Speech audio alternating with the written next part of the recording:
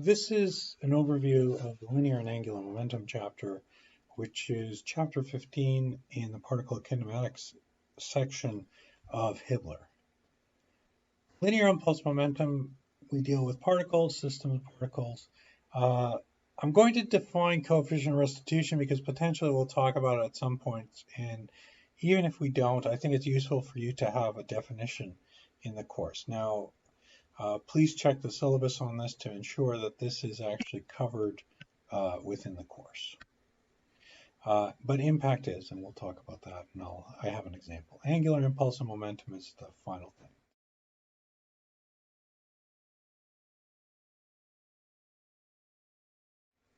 What is important is that this chapter is really focused on one thing, which is the Newton's second law. Sum of forces equal mass times acceleration, but now acceleration is dv dt. We'll end up with an expression if we integrate time 1 to time 2. It's going to be equal to mv1 to v2 dv. And you'll end up out of this with a summation of all of the forces from time 1 to time 2 is equal to the final momentum, mv, of the particle or the system, depending on what we're looking at, minus the initial momentum of the particle or system. It's a vector expression, which is kind of a pain in the neck, and has units of Newton seconds. It's a problem that goes with force, velocity, and time. So work energy is force, velocity, and distance, and it's important to recognize this difference between the two. And it helps you identify what these problems are when you face them on a homework quiz or an exam.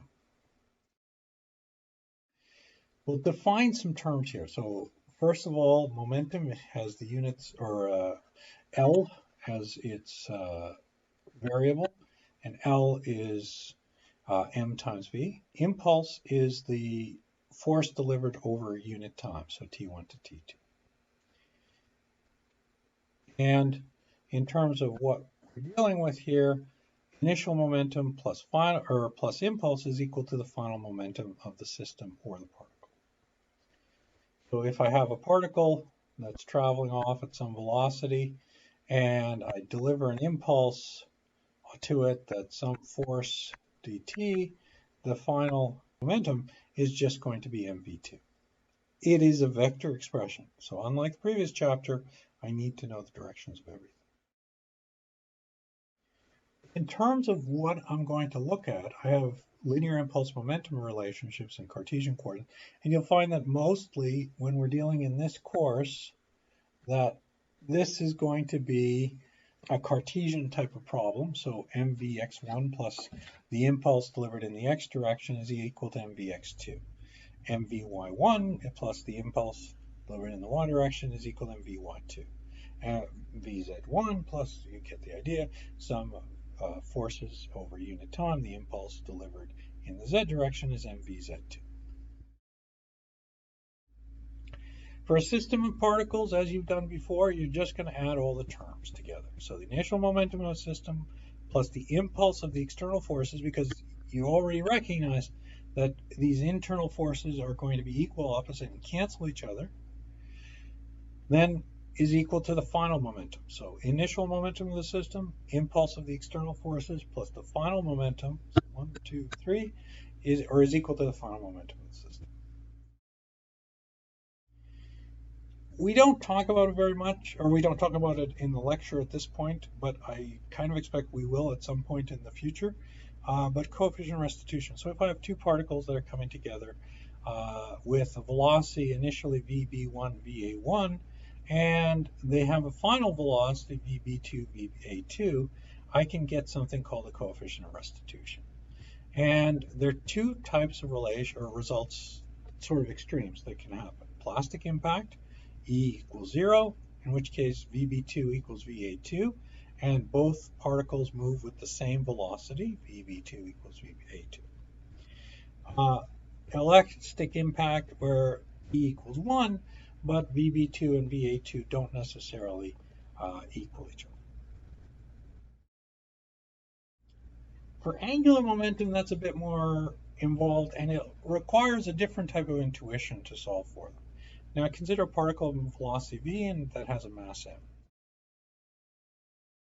And it's traveling along that red path. And its distance at that instant is given by d. And d, as it travels along, it's going to be traveling along a path that's going to increase theta with respect to that this direction here.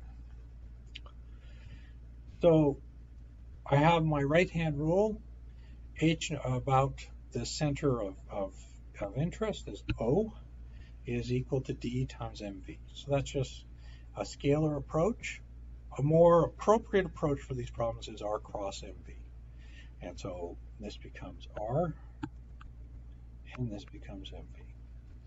And solving for h naught becomes a vector problem where I just calculate r, y, z, v, mv, y, mv, mvx, mvy, mvz.